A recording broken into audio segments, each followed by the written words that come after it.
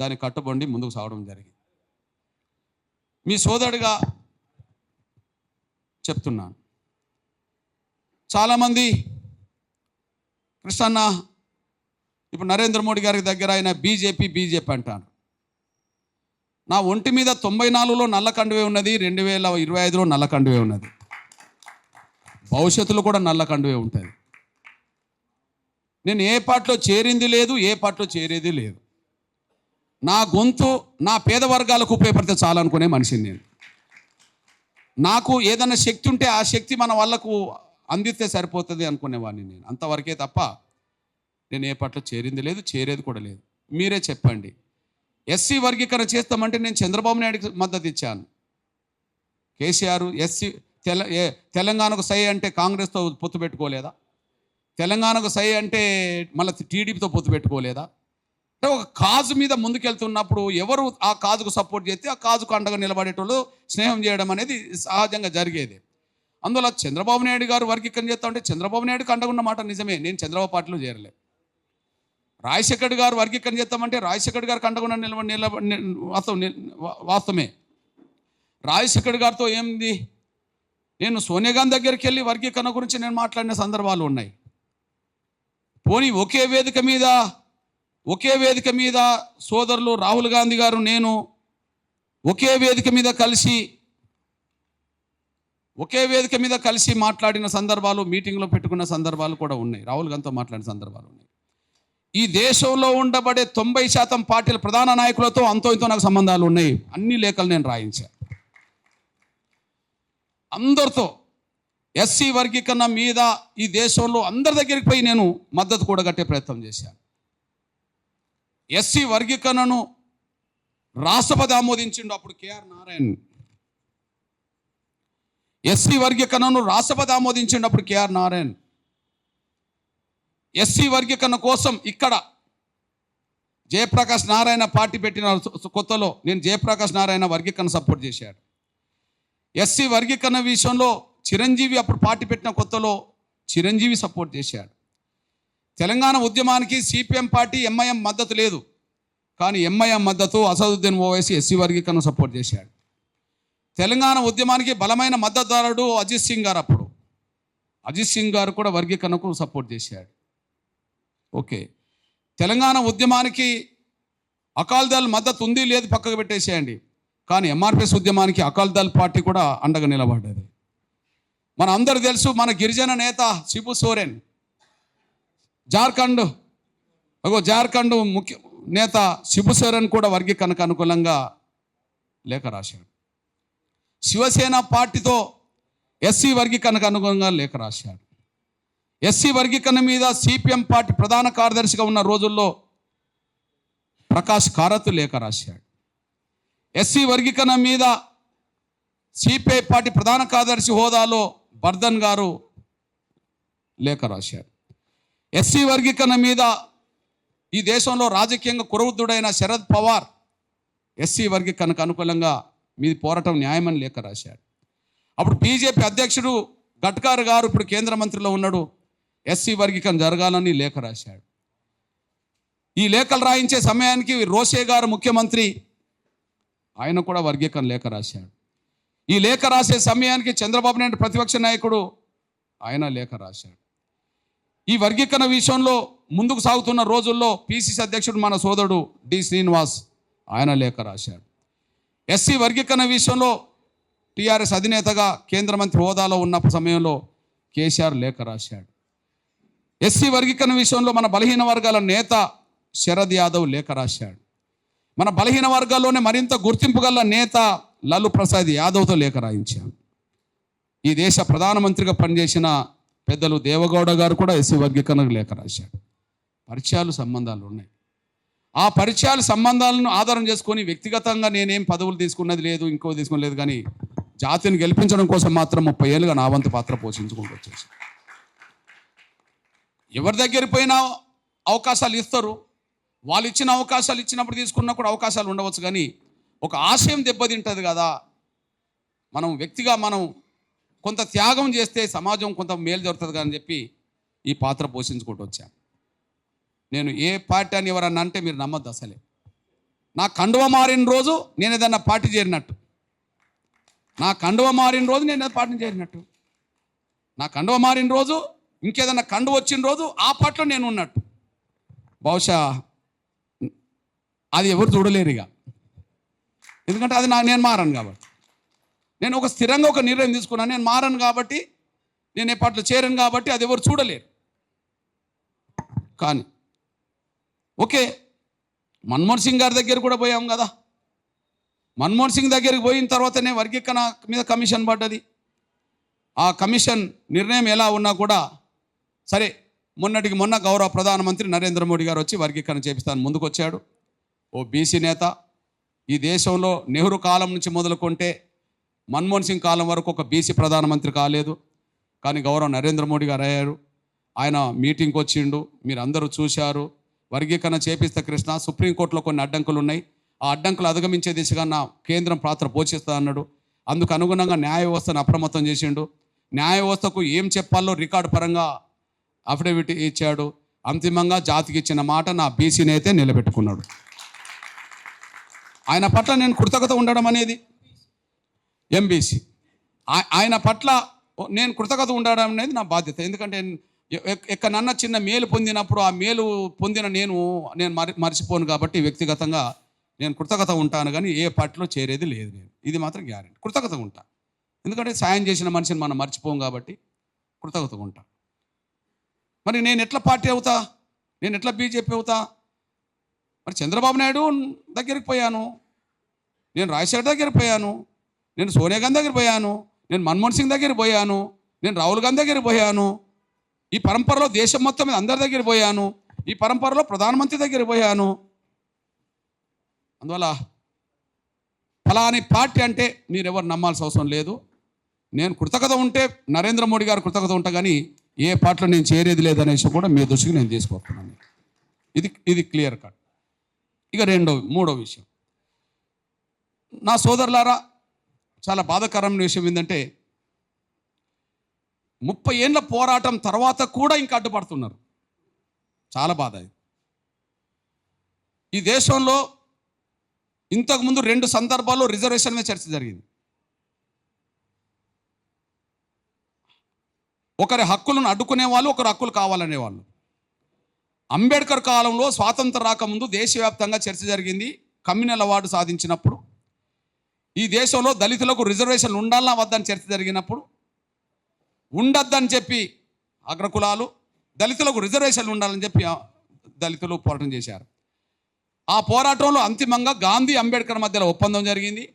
ఆ ఒప్పందం ఫలితమే ఇవాళ రిజర్వేషన్లు. అంటే అగ్రకులాలు కొంతకాలం అడ్డం పడ్డాయి. ఎంతకాలం అడ్డం పడ్డారు? ఒక 3-4 ఏళ్ళు అడ్డం పడ్డారు.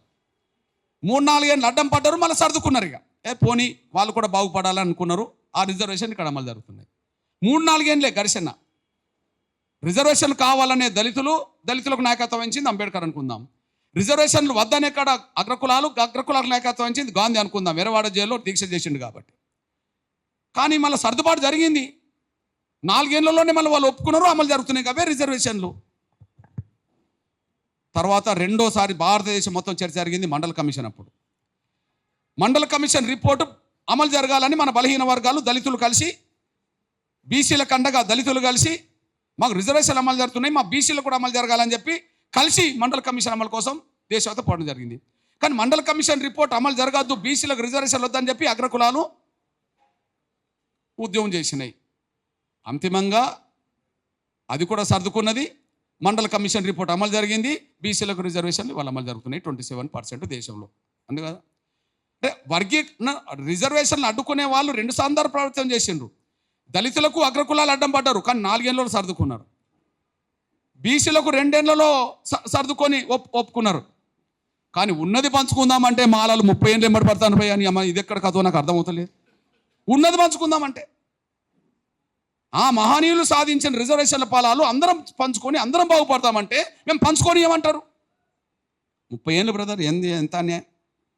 అంటే అగ్రకులాలన్నా దళితులకు రిజర్వేషన్లు ఇవ్వడానికి ఒప్పుకున్నట్టే కదా. ఒక 3-4 ఏళ్ళు ఘర్షణ పడి అగ్రకులాలన్నా మన బీసీలకు రిజర్వేషన్లు ఇవ్వడానికి ఒప్పుకున్నట్టే కదా మండల కమిషన్ రిపోర్ట్ అమలు జరగడం అంటే. 30 ఏళ్ళు బ్రదర్. 30 ఏళ్ళ బట్టి అడ్డుకుంటూ వస్తున్నారు. 94లో సాధిస్తే 94లో ఉద్యమం మొదలు పెడితే 97లో వర్గీకరణ జరిగింది. దాన్ని 97లో అడ్డుకున్నారు. చివరికి రాష్ట్రపతి ఆమోదంతో మళ్ళా సాధిస్తే కేఆర్ నారాయణ్ దాన్ని మళ్ళీ అడ్డుకున్నారు 2004లో. తిరిగి నిలబెట్టడం కోసం మళ్ళీ 20 ఏళ్ళు మళ్ళీ పోవడం చేయాల్సి వచ్చింది. 94, 2004 10 ఏళ్ళు, 2004 నుంచి 2024 మళ్ళీ 20 ఏళ్ళు, 20 ఏళ్ళ పాటు మళ్ళా పోరాటం చేసి ఉద్యమాన్ని నిలబెట్టుకుంటూ కష్టాలు పడి అందరి దగ్గరికి వెళ్ళి అందరి మద్దతుతో మళ్ళా సాధిస్తే దీన్ని అమలు జరగనీయమని చెప్పి మళ్ళీ అడ్డం పడతాను. మీరు చూస్తూనే ఉన్నారు. ఎంత దుర్మార్గం! ఎందుకు పోరాటం చేయాలి ఇంతకాలం? అగ్రకులాలే ఒప్పుకున్నాయి కదా మన బీసీలకు రిజర్వేషన్లు అమలు జరగడానికి. 3-4 ఏళ్ళ ప్రక్రియలో ఒప్పుకున్నారు కదా. ఉన్నది పంచుకొని అందరం బాగుపడదామంటే 30 ఏళ్ళ పాటు ఎంబడబడితే ఎంత సమయం వృధా అయినట్టు, ఎంతకాలం ఈ పోరాటం జరగాలి? చాలా బాధ. ఈ సమయంలో నా సోదర ఎంబీసీ వర్గానికి విజ్ఞప్తి చేస్తున్నా. సమాజం యావత్తు ఎంఆర్పిఎస్కి అండగా ఉన్నది. ఇక్కడ 3 కమిషన్. ఇది నేను పుట్టక ముందు వచ్చిన లోకూర్ కమిటీ 65లో. ఇది నేను పుట్టలే. 65 జూలై 7న నేను పుట్టా. కానీ 65 జూన్ 4 ఇది రిపోర్ట్ వచ్చేసింది. నేను పుట్టక ముందు వచ్చేసింది. పెద్ద ఆయన వచ్చాడు కదా కొంచెం, అంత పెద్ద ఆయన వచ్చేసి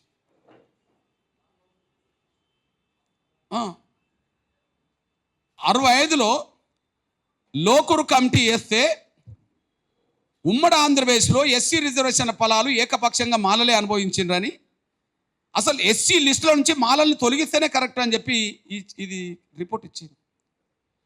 59 కులాల్లో ఎవరు అభివృద్ధి చెందిండో 65 నాటికే తేలిపోయింది. కానీ పరిష్కారం చేయలే. 30 ఏళ్ళు అదనంగా గడిచిపోయింది. తర్వాత ఉద్యమం వచ్చింది. ఉద్యమం వచ్చిన చంద్రబాబు నాయుడు గారు గవర్నమెంట్లో ఎస్సీ వర్గీకరణ మీద ఆయన కూడా కమిషన్ వేసిండు.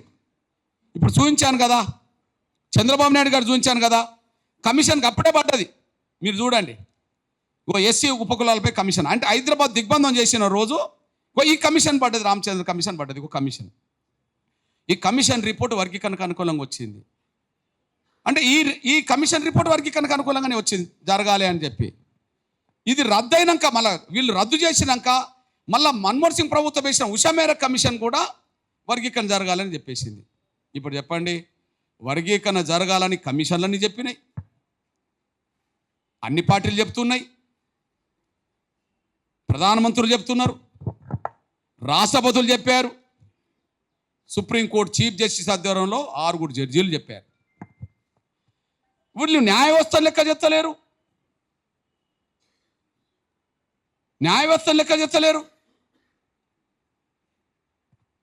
ప్రధానమంత్రి నిర్ణయం లెక్క చెప్తలేరు, రాష్ట్రపతుల నిర్ణయం లెక్క చెప్తలేరు, కమిషన్లకు విలువనిత్తలేరు. సమాజంలో ఉండే అన్ని వర్గాలు మాదిగ దండోరికి అండగా నిలబడుతున్నాయి. అన్ని వర్గాలు నిలబడుతున్నాయి. పైన బ్రాహ్మణుల నుంచి మొదలుకుంటే ఇక్కడ వరకు వచ్చే మన ఎంబీసీ నుంచి మొదలుకుంటే దళితుల్లో ఉండబడే అట్టడుగు వర్గం అనబడుతున్న డక్కల వాళ్ళు కూడా వర్గీకరణే కోరుకుంటున్నారు, ఒక్క మాలలు తప్ప. సమస్త సమాజం మొత్తం ఎంఆర్పిఎస్కి అండగా నిలబడుతున్నప్పటికీ వర్గీకరణ జరగనీయము అని అంటాను. వాళ్ళు మీరు చూస్తున్నారు, వర్గీకరణ జరగనీయం అంటారు.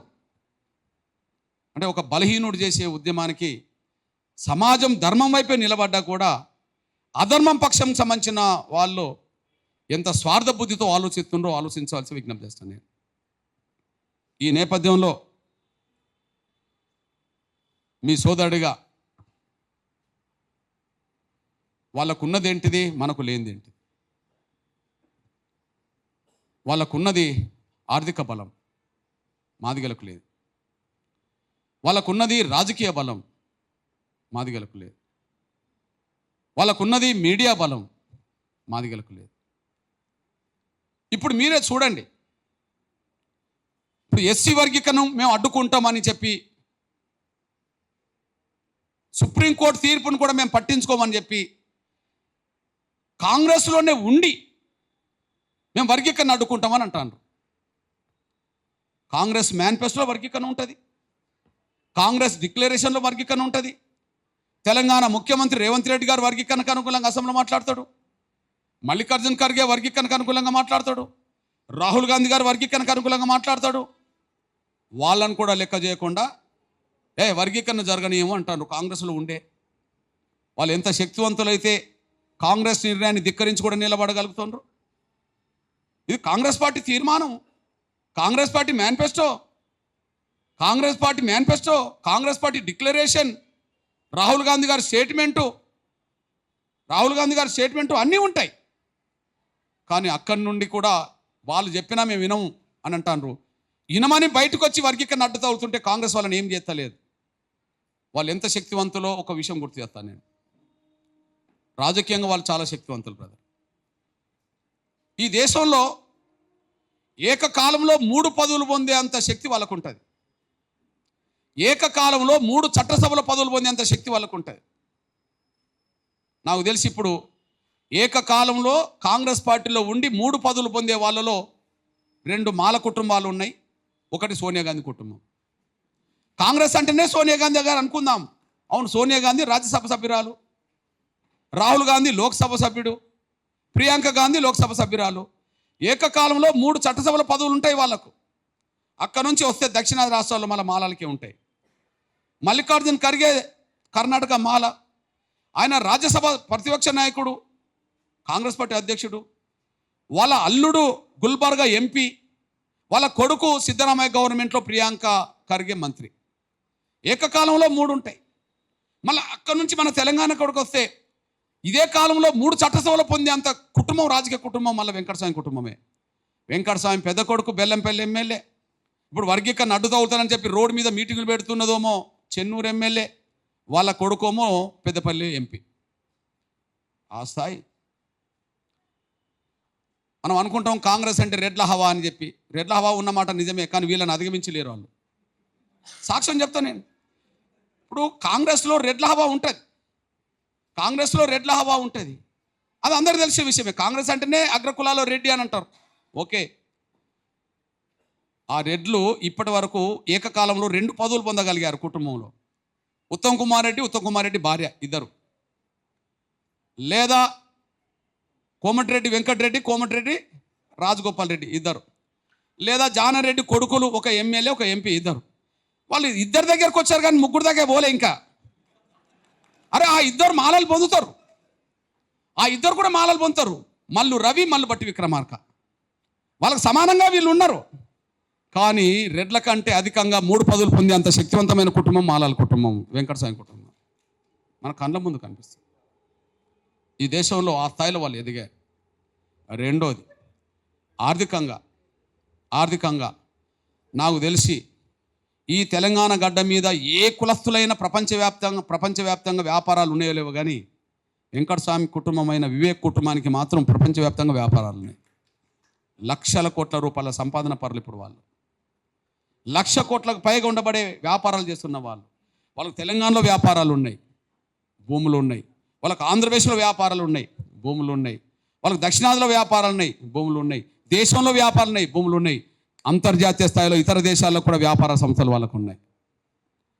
దేశవ్యాప్తంగా ఒక దళిత కుటుంబం బాగా ఉన్నత స్థాయికి ఎదిగిందంటే వెంకటస్వామి కుటుంబం.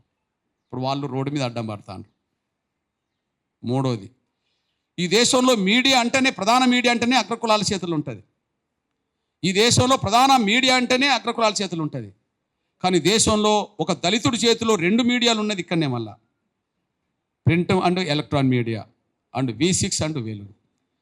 అంటే ఏ కుటుంబం అయితే సొంత మీడియా నడిపే శక్తో, ఏ కుటుంబం అయితే ప్రపంచవ్యాప్తంగా వ్యాపారాలు చేసే శక్తో, ఏ కుటుంబం అయితే రాజకీయంగా పలుకుబడగల శక్తో, ఆ కుటుంబం మీకు జరగనియేమో అంటారు.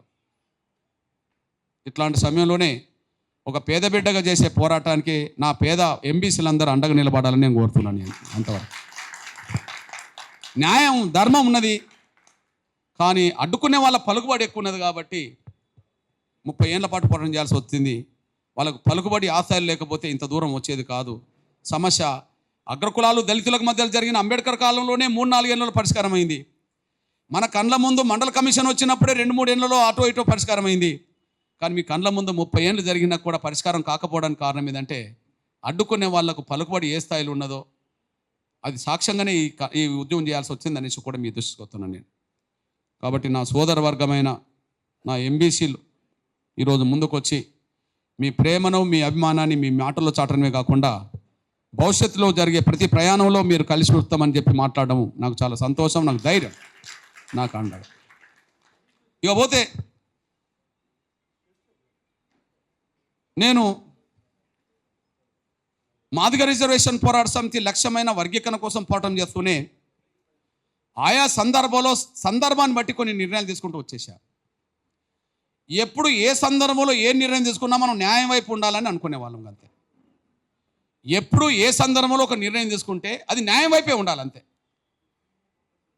నాకు తెలిసి ఈ 30 ఏళ్లలో వర్గీకరణతో పాటు ఎన్నో సమస్యల మీద మాట్లాడినా, ఎన్నో సమస్యల మీద పోరాటం చేసినా, ఎన్నో సమస్యల మీద పేపర్లో వాయిస్ ఇచ్చినా కూడా నాకు తెలిసి అయితే ఎప్పుడు నేను న్యాయం వైపే ఉన్నాననేసి కూడా మీ దృష్టి న్యాయం వైపే ఉన్నా.